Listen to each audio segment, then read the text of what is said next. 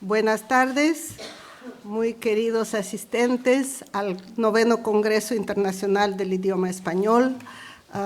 Prácticamente nos estamos dirigiendo, yo creo que a unos 480 millones, ¿no?, de hispanohablantes en el mundo, porque el Congreso se está transmitiendo. Entonces, para mí es un gran honor estar con ustedes, con un público tan selecto, y hoy pues me han solicitado presidir ese panel cuyo título es Las lenguas originarias de América del Sur y el español. En Panamá yo enseño español como lengua extranjera y en nuestros manuales hay un artículo, creo que es hecho por Carlos Fuentes, escrito, donde una de las citas, más o menos, no recuerdo literalmente, pero dice que después de la liberación pues, de las colonias latinoamericanas, se esperaba que los indígenas volvieran a hablar sus propios idiomas, pero no ha resultado así. Y pues las lenguas autóctonas de Sudamérica cada día están disminuyendo, estimulando pues el aprendizaje del español, y que podría llegar esa situación a ser una de las regiones lingüísticamente menos diversas del planeta. Sin embargo, existen, sabemos, al menos dos grandes áreas con características claramente diferentes, separadas por una zona de transición. Estas son el área andina y el área amazónica. Y hoy pues vamos a conversar sobre ese tema y sin más preámbulos yo les voy a presentar a los panelistas que nos acompañan hoy. El moderador y el coordinador pues, de la mesa es Alberto Chirif, antropólogo de la Universidad Nacional Mayor de San Marcos, Perú. Trabaja en la Amazonia desde hace 50 años, no parece.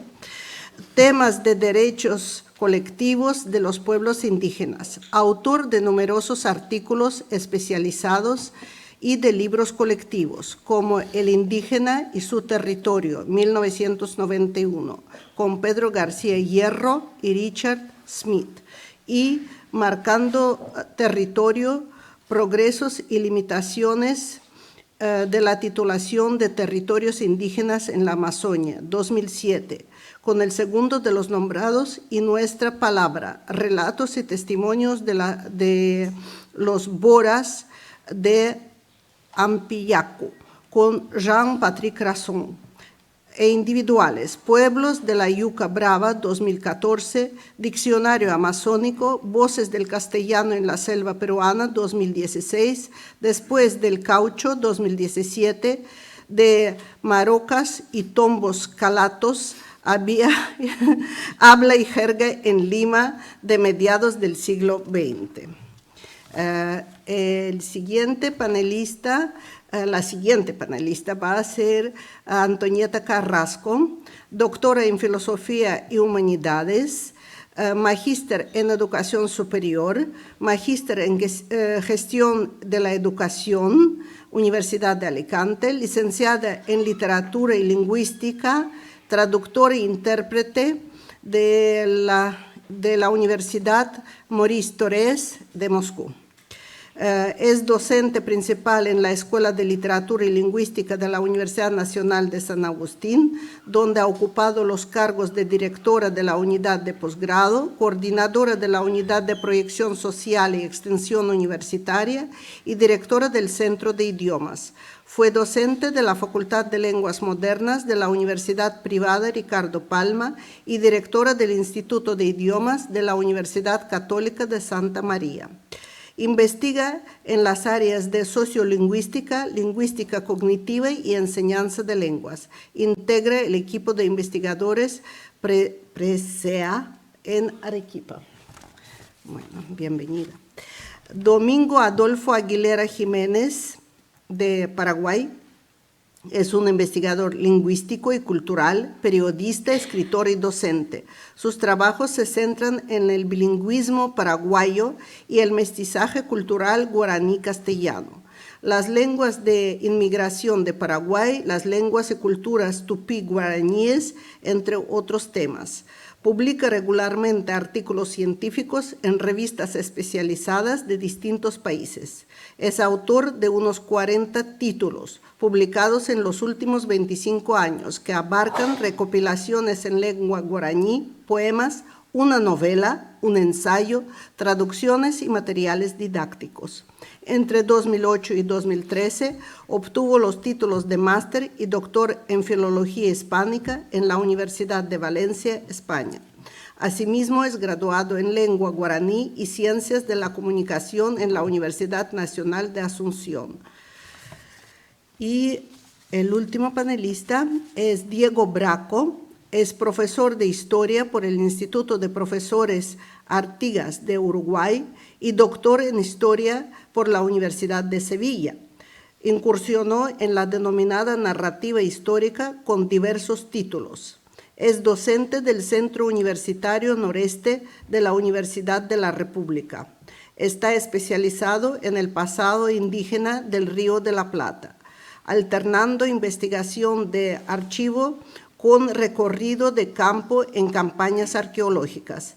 En este contexto suele combinar su pasión por el vuelo en parapente con el reconocimiento del terreno. Es autor y coautor de numerosos libros y artículos sobre las naciones indígenas preponderantes en el espacio sobre el que hoy se asienta la República Oriental de Uruguay. Bueno, le cedo la palabra, con mucho gusto. Bueno, muchas gracias a los organizadores por invitarme a coordinar este panel y para también conocer esta hermosa ciudad de Cádiz. El panel que nos convoca se titula Las lenguas originarias de América del Sur y el español. Cuenta con 4 exposiciones, sin embargo, en un caso no ha venido el expositor, pero me ha pedido que lea un resumen. La primera exposición va a ser la de la doctora Antonieta Carrasco, que se titula El cambio de apellidos originarios del Ande en el Perú como fenómeno sociolingüístico. La segunda exposición se titula La lengua castellana y el guaraní en Paraguay, de 2 sistemas contrastados en los inicios a una historia de convergencia y enriquecimiento mutuo de siglos, y estará a cargo del doctor Domingo Aguilera Jiménez. La siguiente es la que yo leeré por encargo del autor, que es un colega peruano-alemán, Heinrich Helbert Chávez, y se titula El rescate de las lenguas originarias de América. Y la última estará a cargo del doctor Diego Bracco y versa sobre el guaraní y otras lenguas en la génesis de la República Oriental del Uruguay. La doctora Carrasco expondrá sobre la situación diglósica de la lengua originaria andina y el español que existe en el Perú y que manifiesta una serie de fenómenos que forman parte del diario vivir del país. Uno de ellos es el cambio de antropónimos vernaculares por antropónimos españoles entre la población. En su ponencia presentará algunos resultados de la investigación que realizó en la ciudad de Arequipa, en el sur peruano, donde iba a ser este congreso, en la que se hablan 2 importantes lenguas andinas, el quechua y el aymara. Los objetivos de su ponencia son describir el proceso de cambio de apellidos andinos por apellidos españoles y analizar el fenómeno desde una perspectiva sociolingüística.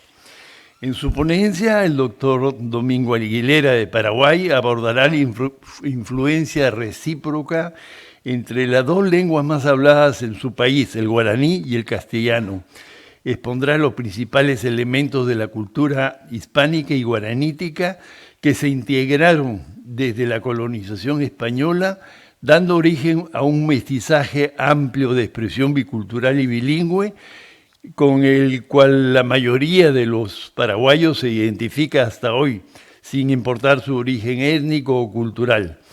En un contexto histórico y sociolingüístico básico, presentará los mecanismos de adaptación más constantes en una y otra lengua como resultado del contacto entre ellas, en un bilingüismo que lleva ya 5 siglos de vigencia. De este modo, los elementos provenientes de ambas vertientes culturales están codificados indistintamente en cualquiera de las dos lenguas.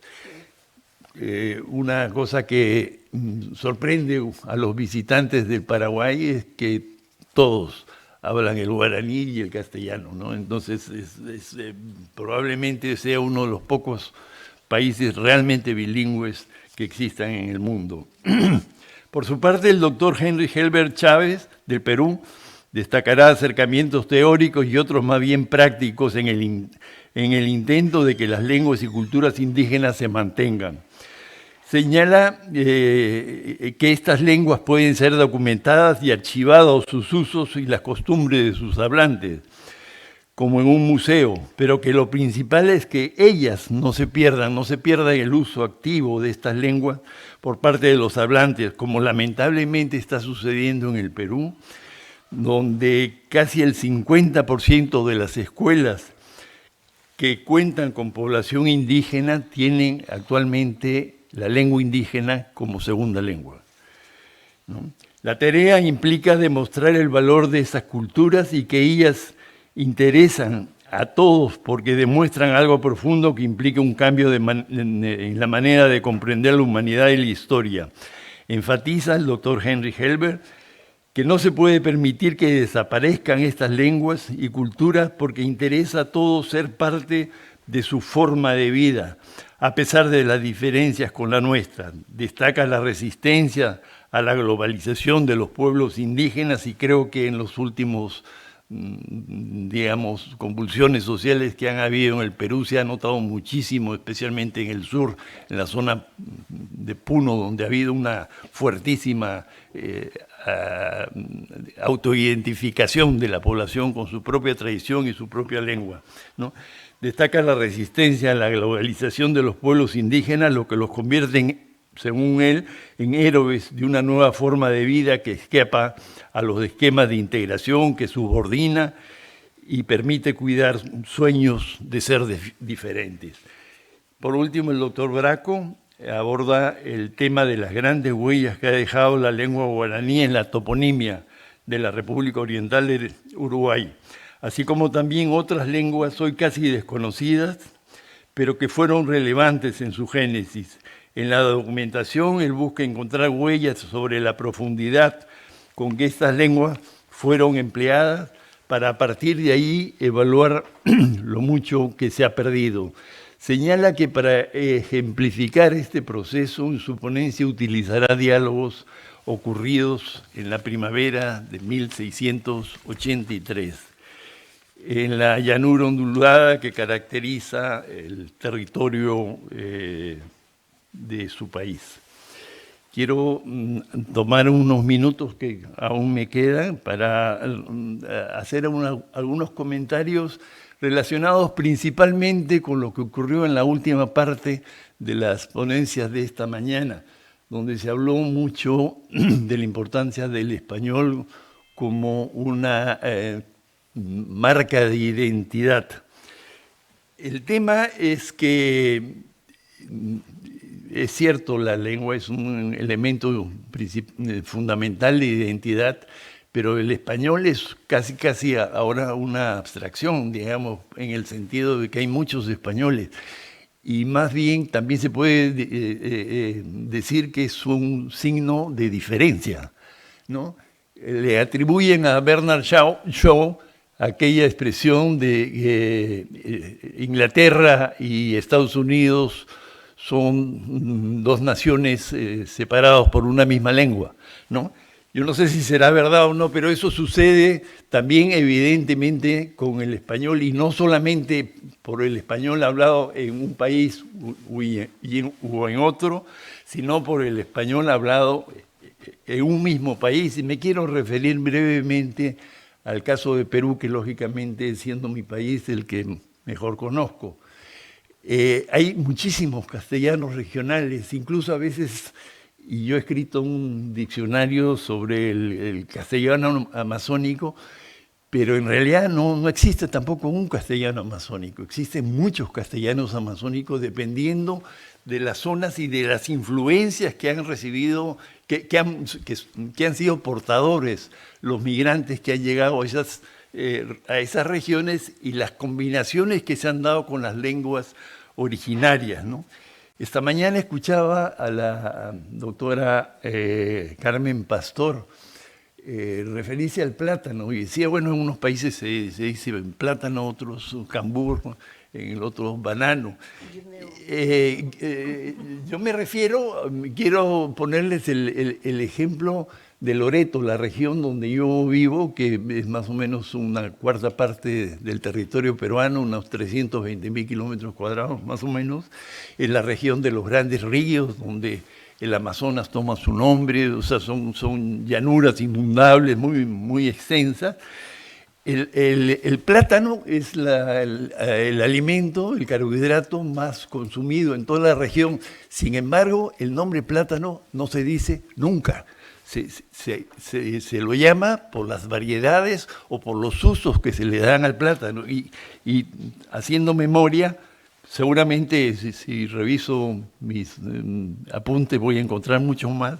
Tenemos el nombre de maduro, ¿no? El pintón, que es a medio madurar, el verde, que es un plátano para asar o para cocinar, ¿no? Que se come como si fuera papa, digamos, el bellaco, que es un plátano inmenso, el inguire, que es otro plátano que se come cocinado, ¿no? El guineo, ¿no? El capirona, que sirve para hacer bebidas, una bebida que allá le llamamos chapo. Chapo viene del quechua, es estrujar, ¿no? El manzanita, que es uno pequeñito, y estoy seguro que habrá muchos nombres más. Y yo me pregunto, y no tengo acá la información, si el nombre papa, para las 3.500 variedades de papa que hay en el Perú, es suficiente para identificar a todas. Estoy casi seguro que no. Entonces, cuando se habla de identidad y de diversidad, hay que entrar un poco también a ver este tipo de riqueza que tienen las culturas y bajar al llano, digamos, ver las cosas de manera muy específica. El castellano regional de la zona de Loreto, donde yo vivo, es muy especial, no solamente en cuanto a vocabulario, sino también en cuanto a su sintaxis. Por ejemplo, ahí no se dice la casa de Pedro, sino de Pedro su casa, ¿no? No se dice el hijo de Juana, sino de Juana su hijo, ¿no? Y eso tiene que ver con estructuras previas de lenguas indígenas que han influido este tipo de construcciones. Y hay muchos ejemplos más que podría dar, pero el tiempo ¿Cuánto me queda? Yo no. Bueno, algunos apuntes muy rápidos acerca de este castellano que se habla en esa parte del Perú, que es Loreto. Básicamente tiene en términos, digamos, léxicos, tiene su origen en términos que vienen del español, pero que han sido resemantizados. Por ejemplo, solera o cumbrera, ¿no? Evidentemente vienen de cumbre y de sol, pero son partes de los techos de las casas, digamos, ¿no? Bizarro, que es una palabra castellana para decir a alguien guapo, fuerte, qué sé yo, se usa ahí en términos de alguien trabajador, ¿no? Picar, ¿no? Se usa para el que va con su lanza buscando pescados en los arroyos, digamos, en los ríos, o el que agarra su flecha para pucunear, viene de una palabra quechua, que es soplar, fuku, ¿no? Pero con una terminación castellano, es el que sopla la cerbatana, ¿no? Rediar es tirar la red, pero de eso no se usa en castellano, pero es un término que viene. Luego hay una cantidad muy, muy grande, yo creo que es la lengua que más influye en el castellano regional, que es el quechua, ¿no? Hay una cantidad de topónimos y, en fin, las partes del cuerpo, changa, que quiere decir pierna, singan, la nariz, en fin, y también para ciertos elementos de la flora. Y luego hay también influencia de las lenguas tupí. Y ok, dice 0. Hay peces como... básicamente las lenguas tupí han influido mucho en cuestiones de flora y fauna, por ejemplo, en pescados, tucunaré, acaraguazú, ¿no?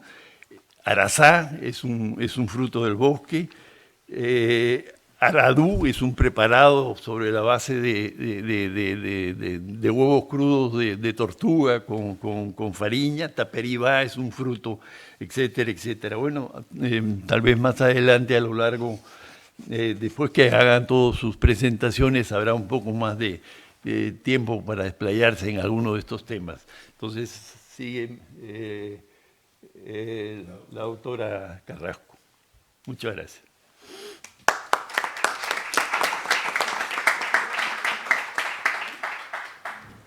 Bien, buenas tardes. En primer lugar, distinguida audiencia, gracias por estar acá, haciendo un tiempo en sus agendas que seguramente estarán muy ocupadas. El día de hoy yo voy a hablarles sobre los resultados preliminares de una investigación que estoy realizando en la ciudad de Arequipa, mi ciudad de origen, sobre el cambio de apellidos de origen vernáculo, es decir, de origen andino, quechua o aymara, porque también tenemos población migrante aymara, en el año 2022. ¿De dónde saqué los datos? De las sentencias de la Corte Superior de Justicia de Arequipa, año 2022. ¿Sí? Entonces, más o menos para presentar. Bueno, cuenta la historia de mi país, Perú, que el Inca Atahualpa, en trance de ser quemado vivo por los conquistadores españoles, con los leños acomodados a sus pies y una antorcha encendida aproximándose a ellos, opta por el bautismo cristiano y cambia su nombre de origen puquina, no quechua, Atahualpa, por el nombre castizo Francisco. Algunos autores dicen que Juan. Entonces tenemos aquí registro, el primer registro de la imposición del sistema patronímico español por sobre el andino. Aquí tenemos, bueno, en la diapositiva, Atahualpa, voy a pasarlas muy rápido porque nos gana el tiempo. Entonces, el sistema antroponímico quechua, según señala Vázquez Zapata, por ejemplo, se caracterizaba por ser simple, en un sentido simple, porque constaba de una sola casilla, la del nombre. El concepto apellido era desconocido. Entonces, lo primero que se hace es crear la necesidad, según el modelo antroponímico español, de generar apellidos. ¿Y de dónde sacan esos apellidos? Bueno, de los nombres de pila de los progenitores, normalmente. Aunque también, en algunos casos se daba el uso del apellido del patrón para el cual trabajaban los indígenas. En otro sentido, como señala Escobar, este sistema antroponímico tenía cierta complejidad, sobre todo composicional y etimológica. En líneas generales se puede decir que los nombres de origen andino pues provenían de la visión teocrática de la divinidad, de las virtudes, de las habilidades de las personas, y que son muy difíciles de interpretar a partir de una sola lengua. Encontramos a veces necesidad de utilizar dos lenguas para poder interpretar lo que significaban. Bueno, según Vázquez Zapata, nuevamente, si bien han sobrevivido muchos apellidos andinos, de algunos conocemos el significado. Digo apellidos entre comillas, ¿no? Y de otros no los conocemos. Por ejemplo, aquí yo tenía un listado grande, bueno, son varios listados, pero les voy a dar 3 ejemplos nada más. El apellido Puma, el apellido Puma significa puma, Corihuamán, que significa águila de oro, Huamán significa halcón, y Choque, que en quechua significa lanza, y en aymara significa oro. Ahora, se da una segunda etapa de castellanización, según Lira, y en esta más bien ya pasa otra cosa. Se obliga a los indios que tenían apellidos muy difíciles de pronunciar para los españoles a 2 procedimientos. O bien los traducen al español, o bien escogen apellidos que tengan proximidad fonética. Así tenemos apellidos como los que ya he mencionado, que se traducen. Pues acá tengo otros ejemplos. Huasi cambia a Casas, Tica cambia a De la Flor o Flores, pero había un apellido Quiruca, cambia a Quiroga, Montuya a Montoya. Por ejemplo, Cihuayllus a Ceballos. Actualmente, en el Perú actual, según datos de la RENIEC o del RENIEC, que es el Registro Nacional de Identificación de Estado Civil, al año 2018, entre los 10 apellidos más comunes del Perú figuran 3 de origen andino. ¿Cuáles son? Quispe, Huamán y Mamani. De hecho, más de 1 millón de personas, ahí está, más de 1 millón de peruanos tienen el apellido Quispe. ¿Qué significa Quispe? Hay controversia, brillante, cristal brillante.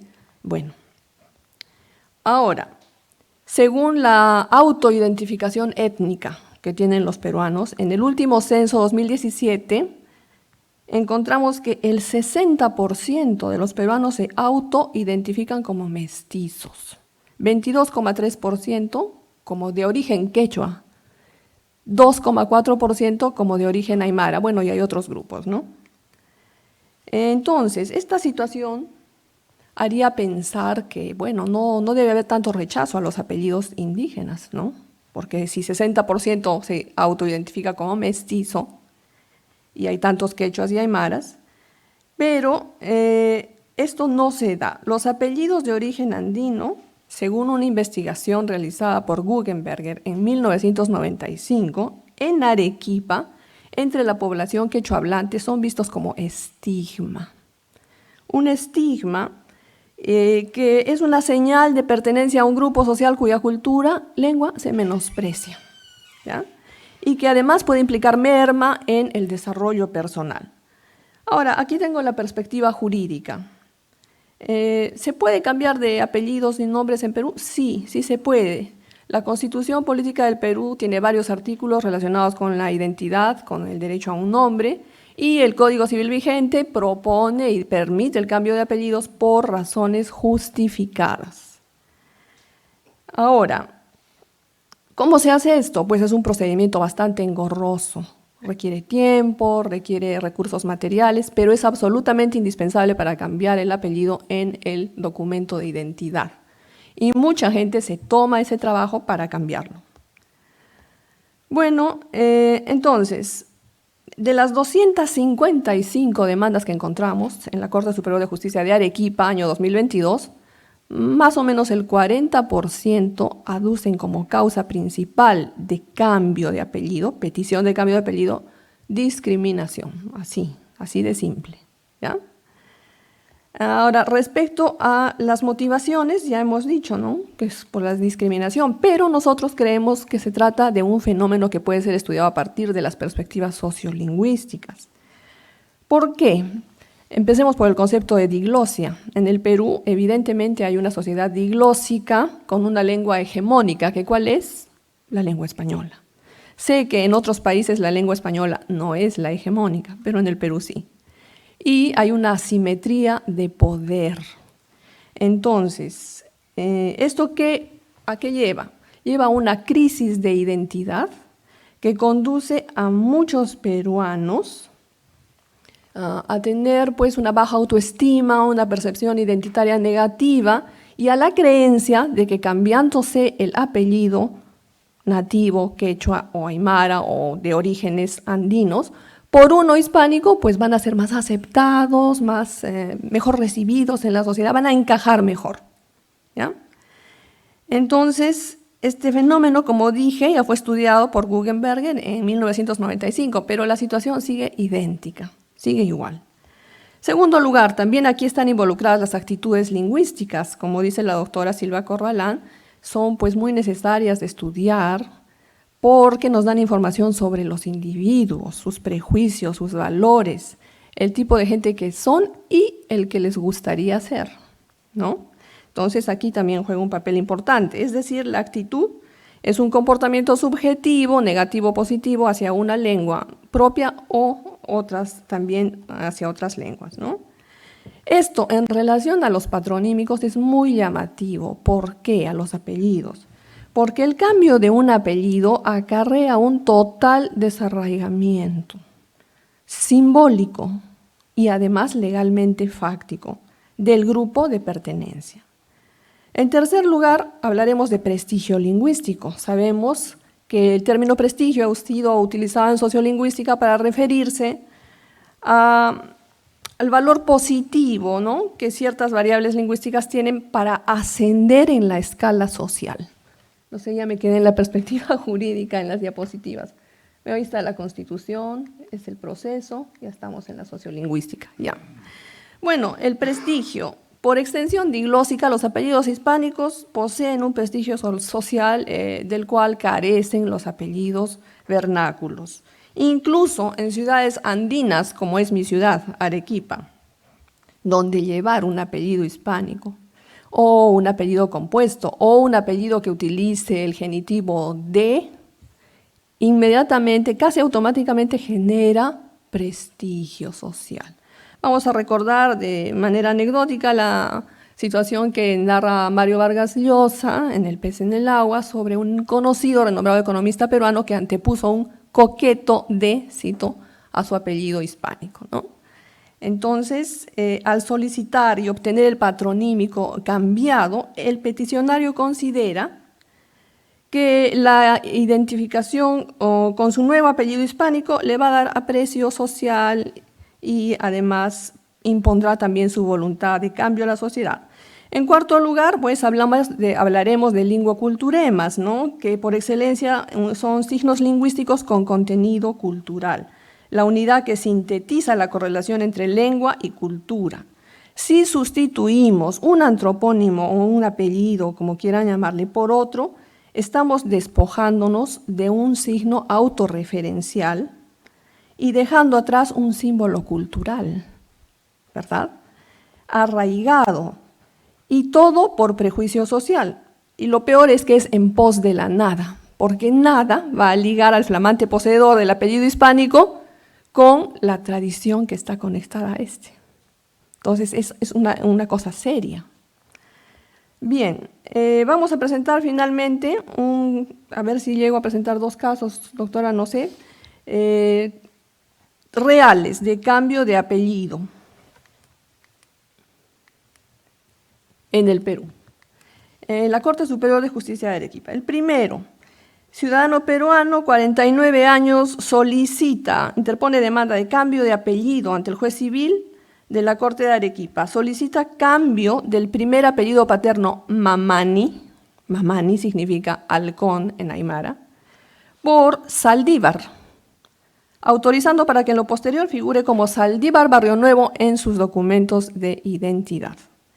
En los fundamentos de hecho, el recurrente sostiene que, cito, esto es importante, Desde que estuve en el colegio he sido objeto de burlas, menosprecio y hasta discriminación por parte de mis compañeros de estudio y amigos, que siempre me molestaban con frases hirientes y despectivas: serrano, indio patarrajada, apellido de indio, etc. Afirma asimismo que toda su vida ha sufrido discriminación y que pensaba que esto pasaría y que podría sobrellevarse con la madurez y una buena autoestima, pero que las burlas han continuado incluso en el trabajo. Afirma que tal situación le ha causado menoscabo moral, emocional, porque, cito, el apellido Mamani que llevo no es aceptado, y que incluso perdió oportunidades laborales. Sostiene además que se ha visto obligado a acudir a terapias psicológicas constantes porque está afectado de sentimientos de cólera, tristeza, rechazo, frustración, etc. Todo asociado a su apellido paterno. Finalmente afirma, y esto también es importante, que de facto se ha hecho conocer como Saldívar, porque Saldívar es un apellido aceptado. Bueno, los fundamentos de hecho del recurrente hablan por sí mismos y subsumen los fenómenos sociales y culturales ligados a una carga simbólica que para algunos peruanos representa llevar un apellido de origen andino o un antropónimo vernáculo, como quieran decir. El caso 2 es similar, es una ciudadana peruana que, ahí están las imágenes, se hace conocer, solicita el apellido, cambio de apellido paterno de Coaquira, que es otro apellido de origen incaico o andino, a Valencia. Afirma que es conocida por la gente con el apellido Valencia, teniendo en cuenta que, cito, mi apellido Coaquira me trae problemas sociales. En nuestra sociedad actual en que vivimos, el apellido Coaquira es permanente motivo de burla, mofa, menosprecio de mi autoestima, y que toda persona tiene derecho a sentirse bien con su apellido. Ya vamos terminando. Ambas sentencias se declararon fundadas, se autorizó el cambio de apellidos. Cabe resaltar que en la valoración del juez el cambio de apellido se justifica porque se está ante casos donde el nombre dejó de cumplir su función individualizadora y se soslaya sutilmente los argumentos de discriminación o menoscabo moral por llevar un antropónimo vernáculo como justificación de este pedido de cambio de apellido, ¿no? Se evidencia de esta forma una realidad que no desea ser descrita en términos reales. A modo de reflexión final, podemos afirmar que 490 años después del cambio de nombre del Inca Atahualpa a Francisco, simbólicamente la judicatura peruana colabora activamente al cambio de los apellidos vernáculos que pertenecen a peruanos que, víctimas de la discriminación citadina, desarrollan baja autoestima, mala autopercepción y consideran que a través del abandono de su apellido podrán asimilarse de mejor manera al mundo hispánico. Lamentable, pero cierto. Muchas gracias.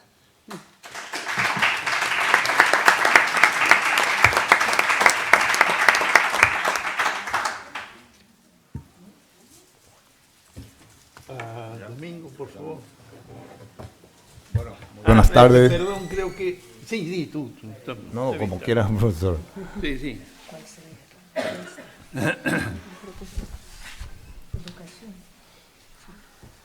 ¿Sí? ¿Sí? ¿Ya? No va a decir nada. No, está bien. Sigue Bueno, tú. bueno. Perdóname. Muchísimas gracias a ustedes y a la organización que me invitó generosamente. Y yo preparé en realidad un material que va a ser publicado después de este congreso, y eso sería para leer, ¿verdad? Para personas interesadas, y preparé algo más para escuchar. Y eso es lo que quiero leerles ahora. La lengua castellana y el guaraní en Paraguay, un mestizaje de 5 siglos de vida. Desde las primeras crónicas referidas a la formación de la sociedad paraguaya, se ha dejado testimonio de su bilingüismo, como en el libro de viaje de Álvaro Núñez Cabeza de Vaca, cuando él y su comitiva llegaron a la ciudad de Asunción en 1542, donde ya se daba cuenta de un bilingüismo incipiente entre los indígenas de la época. Ya había indígenas que hablaban el castellano 7 años después de la fundación de la capital de Paraguay, o sea, la primera fundación española en esa comarca.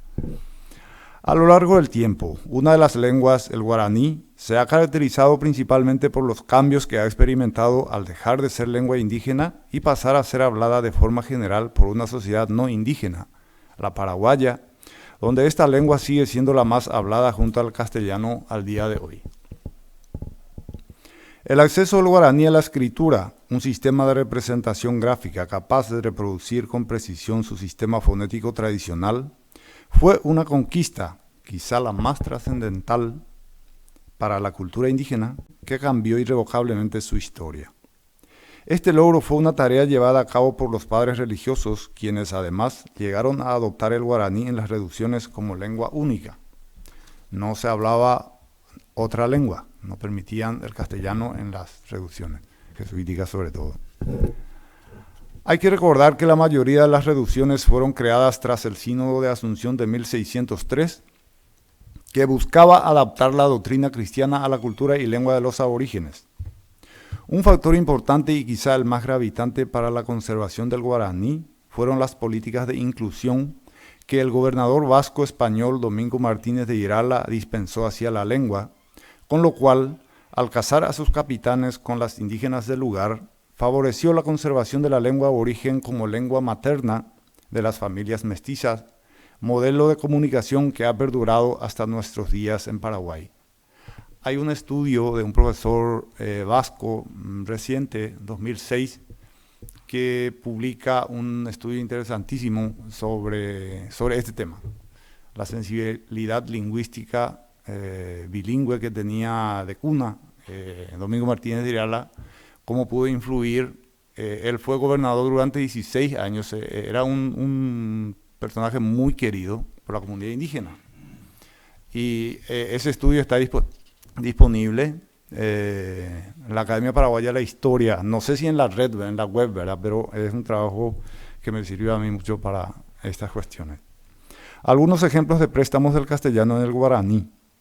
En las misiones religiosas, los sacerdotes trabajaron la creación de propuestas neológicas desde dentro de la lengua guaraní, si bien teniendo como modelo los términos originales existentes en español, sobre todo en el campo de la fe. Este proceso se caracterizó por un profundo sincretismo de elementos provenientes tanto de la cultura hispánica como de la indígena, que se puede considerar como la creación de un nuevo lenguaje. Quizá lo más simbólico en este ámbito fue la acuñación de las palabras para designar el Dios cristiano y su madre, la Virgen María como Tupá y Tupací, madre de Tupá, respectivamente. Como se ha podido comprobar en los estudios antropológicos contemporáneos, Tupá designa a uno de los dioses menores de la cosmogonía guaraní indígena, muy cercano con su madre Ñandesí. O sea que hay una analogía entre la madre, la Virgen María, Tupá, Dios, y lo que significa este personaje en la cosmogonía original indígena. También tenía su madre y es muy cercano a su madre, Ñandesí se llama. El guaraní, por efecto del contacto con el español, ha llegado a modificar paulatinamente su sistema fonético tradicional, incorporando varios fonemas nuevos, desconocidos en la variedad precolonial. En el guaraní antiguo no existían, por ejemplo, los fonemas de la B, D, F, L, Y, R, Z del español, que en los primeros préstamos fueron reemplazados por otros sonidos equivalentes en la lengua. Así tenemos el paso de corral a corá, en guaraní, Josefa a Josepa, almohada a arambojá, entre otros. En palabras del español terminadas en N, el guaraní redujo el segmento final nasalizando la última vocal, como en camión, camión, almidón, aramiró, melón, menó. Así se adaptó en guaraní en los primeros préstamos. En otros aplicó lo que se llama la tendencia osítona de la lengua, que hace que la mayoría de las palabras sean agudas en guaraní, como en señora, del castellano, se adaptó señora. Títere se adaptó títere, mesa se adoptó mesa. O sea que se pasó, el guaraní leyó como en su sistema antiguo todavía.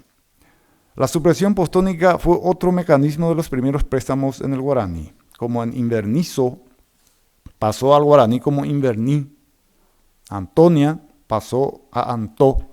etc. Hay muchos ejemplos de esto. Estos recursos patrimoniales de la lengua, empero, no han sido constantes en la adopción de los préstamos. Gradualmente, con el avance del bilingüismo, se han ido abandonando y con su debilitamiento ganaron terreno los préstamos directos, es decir, sin adaptación de las formas del castellano. Asimismo, el guaraní mantiene algunos sonidos del español antiguo como en jarpa, jarriero, jollín, jorcón, joyo, que se siguen pronunciando así de forma aspirada entre los monolingües en guaraní hasta el día de hoy, como lo habrían hecho los primeros conquistadores que entraron en contacto con los antiguos carios en Asunción. Como ustedes saben, la H se aspiró en castellano, creo que hasta el siglo XV y XVI, y el guaraní es como un museo fonético del castellano, conservando hasta hoy entre los monolingües. Así todavía se habla entre los abuelitos, entre la gente guaraní hablante. Otros préstamos coinciden con el español popular de la región, documentado también acá en la península, como en la reducción del hiato que dio ferretería en lugar de ferretería, la simplificación de diptongos en preva en lugar de prueba, metátesis como en cocheza por cosecha, el reemplazo de la L por la R y viceversa, rotacismo y landacismo, en cormillo por colmillo, la realización de la CH como fricativa en cuchara por cuchara. Algunos ejemplos de préstamos del guaraní en el castellano, ahora viceversa. La mayoría de los cambios que el castellano aplica al incorporar los vocablos guaraníes obedecen, como es lógico, a sus principales características como lengua de flexión, su diferencia fundamental con la lengua indígena, catalogada como lengua aglutinante. Aquí nos fijamos sobre algunos de estos aspectos. ¿Cómo incorporó el castellano los primeros préstamos que llevan sílabas con la pausa glotal o pusó del guaraní? La lengua guaraní posee un sonido oclusivo intervocálico considerado una consonante en la gramática actual, que consiste en una pausa del sonido que define su articulación. En los préstamos en castellano se suprime este signo y a veces la sílaba formada con él, como en cario, caria, que en guaraní es cari-o. Hay una pausa entre las dos vocales. El pusó, que el castellano obviamente no puede porque no es suyo. Cai en castellano pasó el guaraní caí. Caí es el mono, ¿verdad? Del mono capuchino. Mandí en castellano y en guaraní es mandí, una especie de bagre. Yataí en castellano es yataí en guaraní, con el pusó. O sea, con la pausa glotal entre las dos vocales últimas. ¿Cómo procedió el castellano con las vocales nasales del guaraní? El guaraní posee 6 vocales orales y 6 nasales. Las 5 primeras orales coinciden con las del español. La 6ª vocal oral es la gutural U. Y entre las nasales, esta misma vocal se nasaliza como No es fácil para los que no hablan guaraní. Ambas registradas en el alfabeto fonético internacional. Estas vocales propias del guaraní son reemplazadas en castellano por las vocales más cercanas a su articulación en la lengua, ¿no? Algunos ejemplos son capicatí, en guaraní capi y catín, una planta ciperácea. Todas estas palabras están registradas oficialmente en el diccionario de la RAE, Asale, ¿verdad? Shajá, en castellano, en guaraní es shaján, nasal. Es un ave zancuda, ¿verdad? Curupay en guaraní es curupaú, un árbol, etc. También hay en castellano muchas palabras que ya están oficialmente en el diccionario de la RAE. Al incorporar estos préstamos el castellano, y ya veo el cero, al incorporar estos préstamos el castellano aplica sobre ellos sus propiedades como lengua de flexión, con lo que los vocablos quedan definitivamente integrados en la lengua. Como ustedes saben, este paradigma de flexión, como dice la academia, pues da en el castellano el género, número, persona, tiempo, aspecto, etcétera, etcétera. Finalmente, podemos concluir que el guaraní y el castellano se han influenciado mutuamente en todos los aspectos lingüísticos y culturales a lo largo de su dilatado contacto. En la interacción diaria de los hablantes paraguayos de hoy, cultural, étnica y lingüísticamente cada vez más heterogéneos, se ha llegado a crear un sistema híbrido de comunicación oral donde pueden llegar a fusionarse aleatoriamente elementos de ambas lenguas en cada acto de habla.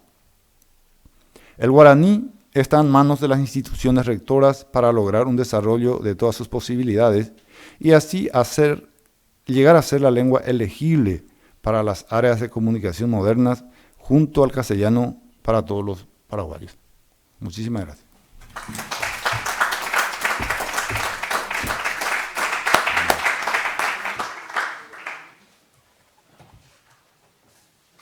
Perdón.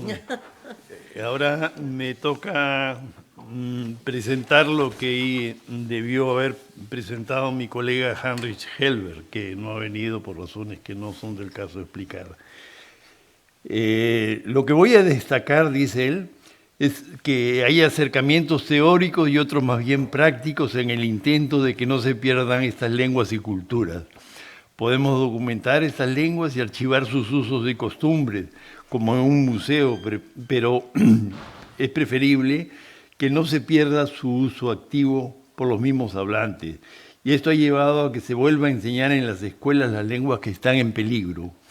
En casi el 50% de las escuelas donde hay población indígena ahora en el Perú, la lengua originaria ya es segunda lengua. Tal tarea implica en sus últimas consecuencias que se demuestre que estas culturas tienen un valor que nos interesan a todos, quizás porque demuestran algo profundo que implica un cambio de manera de comprender a la humanidad y a la historia, que no hay pueblos que se quedaron rezagados, que se los congeló la historia, sino que hay pueblos que tomaron también otras opciones políticas, que conociendo los sistemas de poder y las diferencias de castas y clases, nunca las adoptaron, no se dejaron dominar ni cautivar por la promesa de una vida mejor y prefieren vivir su autonomía política personal. Y esto es calidad de vida, vivir sin Estado, solo con los controles autoadoptados por la cultura. Y entonces la vida se rige por los ciclos de intercambio, por la equidad y la solidaridad. Y al Estado lo guardan, como nos recordó otro colega, Soren Valkov, en el bolsillo para situaciones de emergencia en las que pueden crear jerarquías y ejércitos. Pero es incómodo vivir con el Estado. Entonces lo vuelven a desaparecer y cuando desaparece esta situación de emergencia, cuando desaparece la situación de emergencia máxima, debemos deshacernos del evolucionismo y comprender que todos los pueblos son contemporáneos, que no vamos a permitir que desaparezcan porque son intereses, porque nos interesa ser parte de esta forma de vida tan distinta y compartir con ellos esa posibilidad. Son personas con las cuales nos identificamos porque su resistencia a la globalización los convierte en héroes de una nueva forma de vida que escapa a los esquemas de globalización que nos subordinan y nos permiten soñar con ser diferentes. Y por eso es que tienen un lugar, un futuro para todos, ¿no? Este es un escueto resumen de lo que me ha mandado Henry Helber.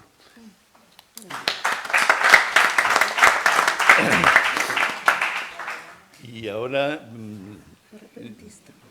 tú lo presentas, ¿no? No, ya. Ya lo presenté. Ya. Buenos días, buenas tardes.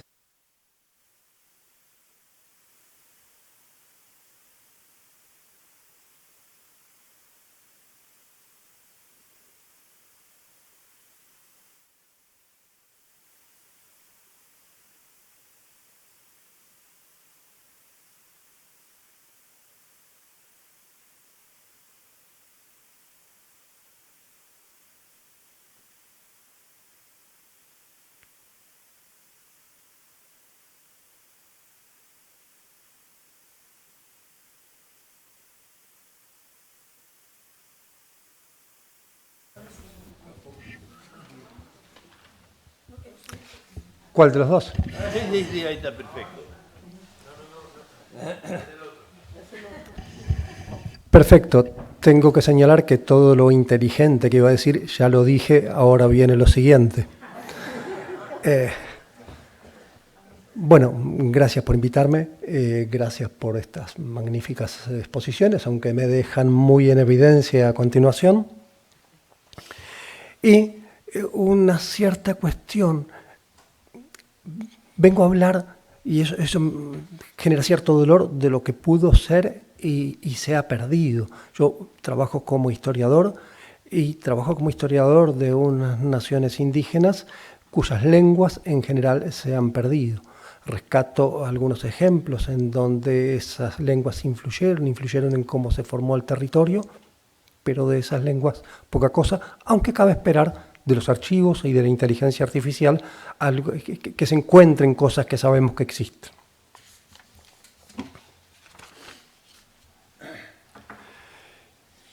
Primero, muchas cosas en Uruguay tienen nombre guaraní. El guaraní dejó grandes huellas en la toponimia de la República Oriental del Uruguay. Su propio nombre es un nombre guaraní. Pero otras lenguas casi desconocidas también fueron relevantes en su génesis, pero en general se han desvanecido. Asumo que teníamos una presentación, no sé si es posible pasarla. Perfecto.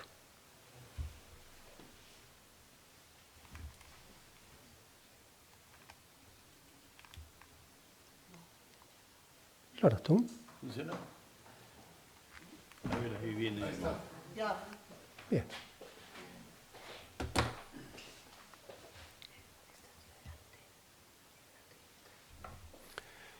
Bien.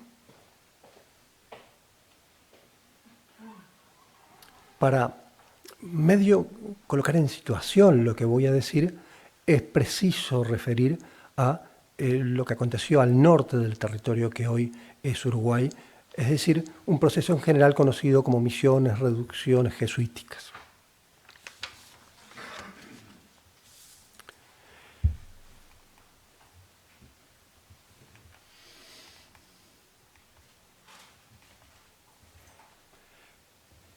Como herramienta, como para situar en esto, refiero a algo porque imagino que muchos de nosotros hemos visto, aunque sea hace muchos años, una superproducción con Robert De Niro, Jeremy Irons, titulada La Misión, sin perjuicio de muchas discrepancias con la narración que ahí se hace, permite recordar, permite situar esto, sin perjuicio incluso de que el escenario precioso de las cataratas del Iguazú poco y nada tuvo que ver con los hechos que ahí se narran.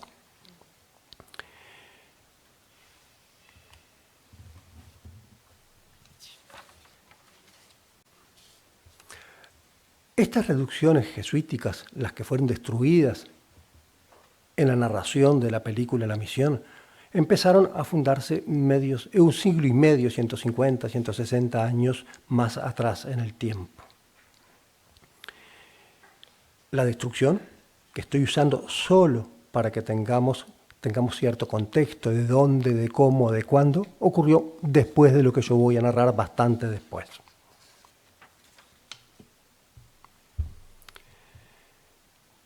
Quien narró lo que yo voy a utilizar aquí partió de uno de esos pueblos o reducciones jesuíticas en tiempos de esplendor. Faltaban 70 años para que ocurriera el horror de lo narrado en la película La Misión. Y fundó poco después algún otro pueblo, incluyendo a gente como el joven cacique que de alguna manera protagoniza y quiero usar como ejemplo en este diálogo. Para eso necesito irme de vuelta hacia atrás en el tiempo para tratar de intuir, de explicar lo que para mí debió ser la profundidad de esos diálogos ocurridos en lo que hoy, bueno, con una perspectiva muy eurocéntrica diríamos, en medio de la nada. Para eso voy a San Francisco Javier, que se había marchado al Lejano Oriente tras participar en la fundación de la Compañía de Jesús. Después de increíbles aventuras, había muerto en China en 1552. No es así ahora, pero en el siglo XVII muchas voces le atribuían el conocido soneto que empieza afirmando: no me mueve mi Dios para quererte el cielo que me tienes prometido, ni me mueve el infierno tan temido para dejar por eso de ofenderte. Al final del siglo XVII, un jesuita llamado Francisco García fue protagonista de otra gran aventura. Sintiéndose bajo la protección de San Francisco Javier, se internó en tierras de los guenoa-minuanos, eso es casi todo el actual Uruguay, para llevarles el Evangelio. Allí observó que numerosos indígenas se burlaban de sus creencias y que muchos otros no tenían ningún interés en ello. Es hasta entretenido ver la descripción cabal que hace de las burlas que sufría. Este jesuita, Francisco García, sabía la lengua de los guenoa-minuanos y la empleaba para persuadirlos de las ventajas que tendrían si le seguían y aceptaban vivir en los pueblos o reducciones jesuíticas. Convenció a algunos, por ejemplo, a un joven cacique, sobrino de uno de los jefes máximos de esa nación. Era la primavera de 1683 y a los peligros como las víboras, los jaguares o la guerra se sumaban dos grandes enemigos: las epidemias de origen europeo y los cazadores de esclavos. El joven cacique debió ser muy valiente. No sabemos qué le impresionó tanto de la prédica del misionero, pero afirmó que él jamás había oído tales cosas y que no sabía cómo los que me habían oído otras 2 veces que yo había estado en sus tierras no trataban de cosas tan importantes, ni hablaban en orden de mudar de vida.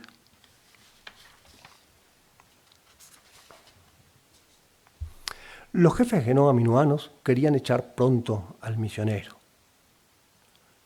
que con unos y otros pretextos se fue quedando. Durante el día hacía lo posible por hablarles de su fe, y ese lo posible incluía que hacía traer frecuentemente recursos interesantes materialmente, tabaco, yerba mate, y empleaba las noches para conversar en secreto con el joven, para que otros no le estorbasen la conversión. El joven cacique ya no podía comer ni dormir por la batería que hacían en su corazón las maravillas de Dios que había oído. De cualquier modo, mantuvo oculta su conversión porque no le impidiesen los demás, intentando huirse de los suyos cuando pudiese.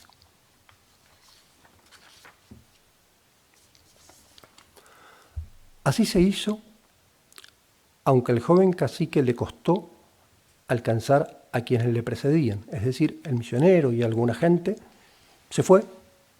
El joven siguió en su búsqueda con algún día de retraso.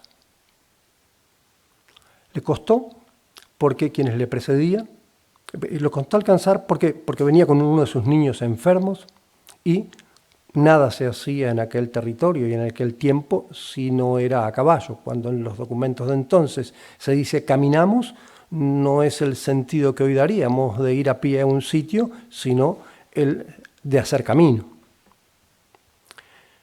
Llegó junto al misionero, que todavía estaba de camino, de regreso a estos pueblos de misiones.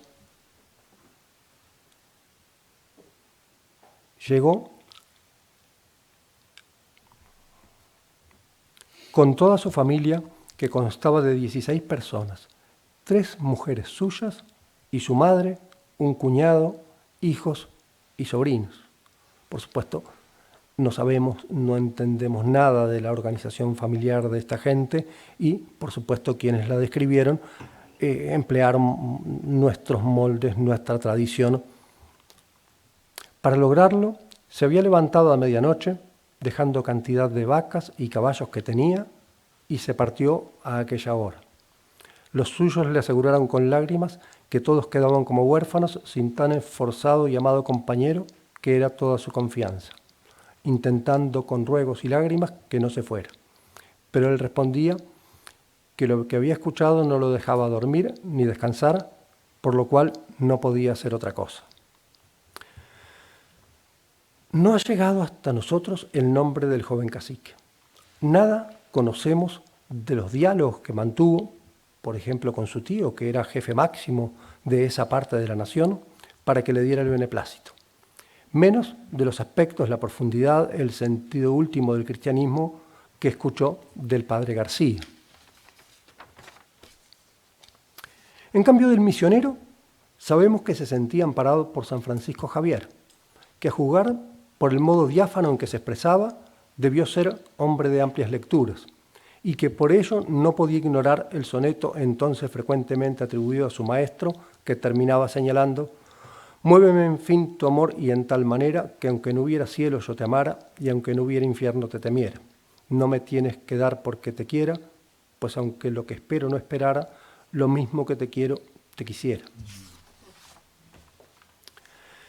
Conozco muchas circunstancias terribles, que son asimilables a estas cosas que vemos en la actualidad, en que los indígenas fueron obligados al cristianismo. Conozco otras en que lo aceptaron porque les convenía. Me pregunto, en cambio, por lo que provocó la apasionada conversión del joven cacique. En ocasiones me parece que pudo ser una visión del cristianismo en sintonía con el soneto. También me pregunto si es que tuvo que resolverlo o quedó para la generación de sus hijos. ¿Cómo habrá este joven cacique en el contexto de su nueva vida? ¿Cómo habrá sentido el dilema? ¿Cómo habrá resuelto el problema de la fidelidad a sus tres compañeras, a las 3 mujeres suyas con las que sigue al misionero?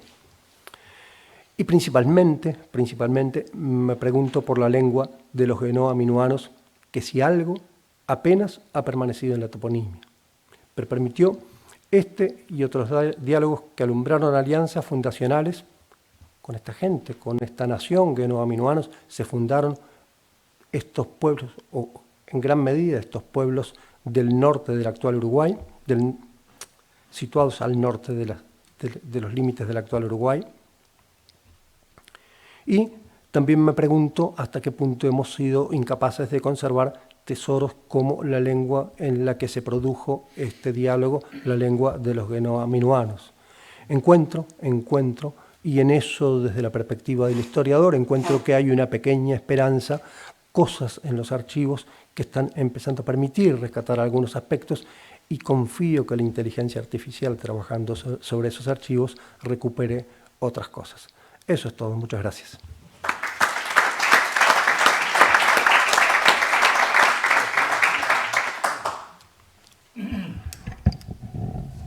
A ver, agradecer a todos los panelistas por sus interesantes intervenciones. Al comienzo de mi intervención yo señalé que hay que sopesar, reevaluar el tema de que el español es una lengua que nos une. También es una lengua que nos diferencia, nos separa, que reafirma identidades, pero específicas. O sea, un madrileño no se va a sentir identificado con el habla de un loretano, la región donde yo vivo. Un bonaerense tampoco se va a sentir identificado con el habla de los cusqueños, absolutamente influida también por el quechua y por otras formas lingüísticas, ¿no? Entonces yo creo que este tema hay que reevaluarlo para saber qué es lo que nos puede unir como hablantes de una lengua que tiene, por supuesto, un sustrato común, pero que ha sido a lo largo de los siglos reinterpretada y apropiada por parte de los hablantes. Y en ese sentido creo que también hay que sopesar el tema de considerar siempre al castellano como una lengua de imposición. O sea, yo creo que, y eso lo decía un lingüista peruano, me parece que Gustavo Solís, que hay ocasiones en que el castellano puede ser considerado lengua indígena, porque ha sido enriquecida con un léxico inmenso, con una sintaxis muy particular, con expresiones que son propias de ese lugar. Si un español o incluso un limeño va a Iquitos y entra a una bodega y pregunta, oiga, dígame, ¿tiene cerveza? Y la respuesta es, ¿ni qué clase? El tipo se va a quedar en la estratosfera, ¿no? Quiere decir ninguna, ¿no? O ¿a qué hora sale la lancha? Ni cuándo. Entonces, ¿qué significa eso, digamos, no? Entonces hay formas muy particulares de expresión que van reconfigurando el castellano como una lengua propia, diferente de los otros. Y eso es un elemento, a mi modo de ver, que tiene que ser tomado en cuenta. Y tal vez, y lo invito a Domingo, como buen hablante de guaraní, porque el guaraní que hablan en Paraguay es un guaraní que no es el guaraní que hablan los de las comunidades, es un guaraní mestizo, absolutamente reconfigurado también, ¿no? Entonces las lenguas se van reconfigurando y eso permite también la supervivencia de estructuras de lenguas que incluso pueden desaparecer, pero la supervivencia a través del castellano de estructuras lingüísticas que no pertenecen ni al castellano ni a esa, bueno, y que pertenecieron a lenguas que ahora han desaparecido. Eso por un lado. Y la otra cosa que quería mencionar es el racismo. Efectivamente, el racismo en Perú es fuertísimo y creo que en las últimas movilizaciones de este año se ha visto con toda claridad. Pero ojo, el racismo a veces es tan fuerte que también produce reacciones contrarias y reafirma identidades. Yo creo que en el caso de los puneños, que ellos no gustaban ser llamados indígenas ni nada, ha habido una reafirmación propia de identidad muy fuerte y me encantaría saber qué va a pasar en las siguientes elecciones. Recuerdo, hace muchos años vi una película que narraba el caso de los descendientes de japoneses en Estados Unidos que al inicio de la guerra fueron mandados a campos de concentración, ¿no? Y los tipos decían, pero no, nosotros hemos nacido acá en este país. Bueno, el racismo, la opresión fue tan fuerte que terminaron identificándose como japoneses, ¿no? Entonces yo creo que eso son fenómenos que están pasando ahora. Es una historia que está, digamos, por hacer, ¿no? Con toda esta violencia que implica la historia. No sé quién. Sí, si hay preguntas, quizás, porque creo que no hay otra actividad, ¿verdad? No hay. Podemos alargar 10 minutos, Ya. ya está mucho tiempo, pero... Preguntas, parece. Preguntas. Y bueno, dos cosas. La primera es una felicitación por el panel. Las exposiciones han sido brillantes. Todas, la verdad que incluso la que ha sido leída por el coordinador, son muy sugerentes. Yo pensaba, si hubiera venido a Cádiz y solamente hubiera asistido a este panel, estuviese ampliamente justificado mi viaje. No le cuenten esto a Santiago, el presidente de la RAE, y a Luis Montero, del Instituto Cervantes, porque me va a decir que soy chauvinista o nacionalista, ¿ah? En fin, indiano.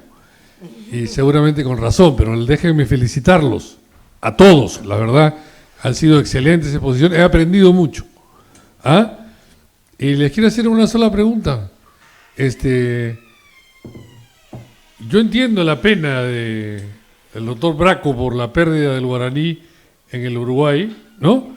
Y comparto su esperanza en que resucitará, gracias a la inteligencia artificial o lo que fuera, y la alegría suya por la presencia del guaraní, a pesar de que es un idioma diferente al que se hablaba originalmente, hay una reconversión.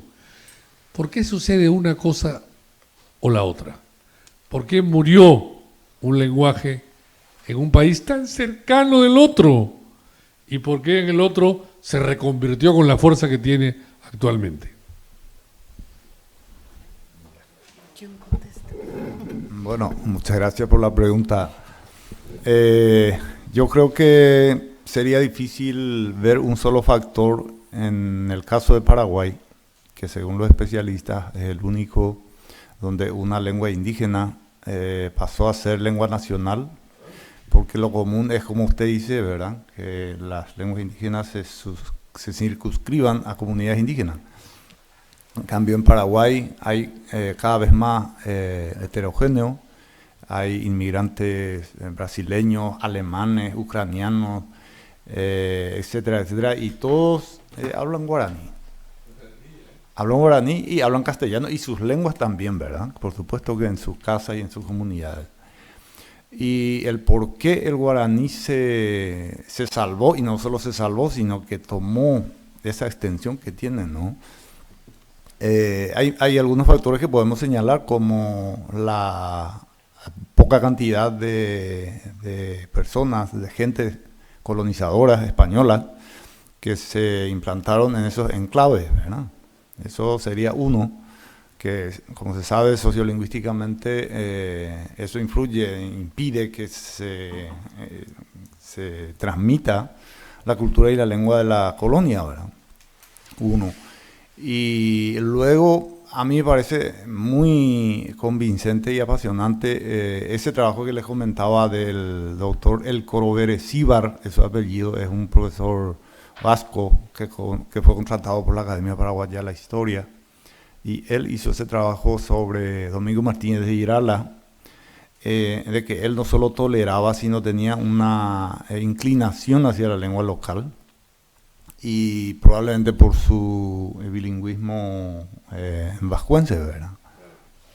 Y él es conocido como el creador, el padre de Paraguay, o sea que es una persona muy querida, y como les decía, llegó a ser gobernador durante 16 años cortados, ¿verdad? Pero creo que es el caso único. Y él llegó a compenetrarse con el pueblo indígena de tal manera que a mí me parece, no es descabellado pensar que su política influyó mucho, hablando ahora de las perspectivas sociolingüísticas modernas, ¿verdad? Que desde el poder, una planificación desde el poder de una lengua tiene mucho impacto en su conservación. Y yo creo que esa podría ser uno de los factores importantes. Después está la cuestión geopolítica, ¿verdad? Que Paraguay era un país más aislado, no tenía élites intelectuales en castellano que pudieran impulsar, ¿verdad?, la castellanización en general. Y eso serían así en grueso, ¿verdad?, que podemos decirle. Yo quería preguntar bien, a la profesora Carrasco, si también hay nombres al contrario, porque yo vivo en Salta y allí hay un montón de Lautaro, un montón de Nahuel, mi intendente Mamaní, o sea que sí ha habido gente que se cambie al otro apellido. Y ya también hay una aclaración a la República de los Frailes, que puede ser también decir Paraguay. También se pierde, o sea, se utiliza el guaraní como en Filipinas, o sea, es que no se fomenta el castellano también, la iglesia, los curas no quieren, o sea, quieren llegar a la religión, y también yo veo una explicación así también, en que no, el guaraní se fomenta por eso, porque la misma iglesia lo está apoyando. También la guerra de la triple alianza contra el Paraguay, pues hace un nacionalismo al guaraní, yo lo entiendo así también. Bueno, y esto es una cosa, pero la pregunta es al revés. Bueno, según lo he entendido, usted pregunta si hay casos inversos de gente que quiere asumir un antropónimo de origen andino o vernáculo. Bueno, pienso que debe haber, como de todo hay en la Villa del Señor, pero no es la regla, será la excepción. Porque obviamente uno quiere pertenecer, quiere encajar, eso es muy humano. Y si yo veo que mi apellido Mamani, Quispe o Choquehuanca o lo que fuere, y me miran raro, me dicen cosas ofensivas, ¿no? Así yo sea orgulloso de mi raza y de mi herencia, no encajo. Entonces, en casos extremos, también es muy individual la cosa, ¿no? Porque hay muchas personas que se sienten orgullosas y no cambian. Pero en la mayor parte de casos es humano, entonces quieren cambiarse por un apellido que consideran que es mejor, que los va a colocar en una posición social mejor, sin pensar que detrás del apellido hay toda una cultura. Porque los apellidos, por ejemplo, yo me apellido Carrasco, ¿no? Ya. Carrasco debe tener un origen, que no lo he estudiado, pero Carrasco viene de una encina, carrasca, acá creo que es carrascosa, carrascal, no sé. Algo tiene que ver, ¿no? Mi historia, seguramente de repente personas vivían en un sitio donde habían carrascas, no sé. Y eso es toda una cultura. Igual es para los apellidos andinos, o es todavía más fuerte. Por ejemplo, yo escuchaba Quispe, Quispe significa brillante, refulgente, y esto era un apellido, según se me ha dicho, tampoco estoy segura, que era asociado a los profesores, a los amautas en el imperio incaico. Entonces es como una casta de amautas que tenían ese apellido. Y desdeñar todo eso simplemente porque, bueno, hay prejuicios, es humano, pero es muy lamentable. Gracias.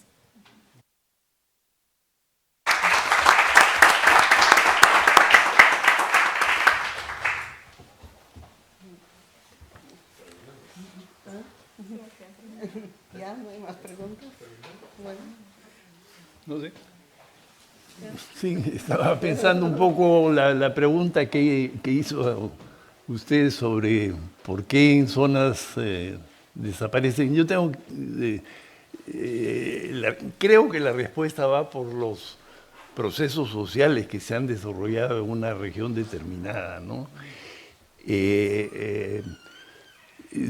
Cuando han habido, digamos, invasiones muy malvadas, furiosas, ¿no? La época de la extracción de la goma silvestre, por ejemplo, que han desarticulado a la población, eso ha tenido efectos también en el uso de las lenguas, ¿no? Y yo no lo he escuchado decir, y más como pregunta que como afirmación, quiero plantear el caso de Paraguay, donde las misiones jesuitas fueron ciudades muy importantes, ¿no? Y los jesuitas impulsaron el desarrollo de la lengua guaraní como lengua franca. Lo mismo trataron de hacer en países andinos como Ecuador y Perú. No tuvieron las condiciones, digamos, para el caso de la Amazonía, ¿no? Porque el quechua estaba muy arraigado en la zona andina, pero trataron de impulsar el quechua como lengua franca en la Amazonía. Y sí se difundió, pero más por procesos sociales, ¿no? Porque hubo muchos migrantes andinos que bajaron hacia las selvas tanto de Ecuador como de Perú, y entonces se llevaron el quechua, y por eso es que el quechua es la lengua más influyente en el castellano regional de una región como la de Iquitos, ¿no? Pero no tuvieron, como no hubo las reducciones que hubo en Paraguay, que eran, yo estuve hace unos años en Paraguay y pude visitar las misiones, eran impresionantes, eran ciudades, ¿no? Con todo, ¿no? Y además eran pueblos agrícolas, y eso también da no sé si decir una fortaleza, pero una marca especial. Son pueblos que están fijados a un territorio porque hacen agricultura, ¿no? Entonces, creo que eso puede haber tenido una influencia muy decisiva en el hecho de la implantación del guaraní como lengua franca general ahora en Paraguay, ¿no? No sé, pero la palabra la tienes tú. Efectivamente, las misiones llegaron a desarrollar la lengua durante 150 años, la lengua escrita, y los especialistas dicen que es el corpus mayor que tiene la lengua no superado hasta hoy. Lo que se produjo durante esos 150 y pico de años es el corpus mayor que tiene la lengua en toda su historia, así que fue un trabajo grande. Bueno, por eso lo votaron de América, ¿no? Porque querían hacer estados diferentes. Muchísimas gracias y estamos a las órdenes siempre.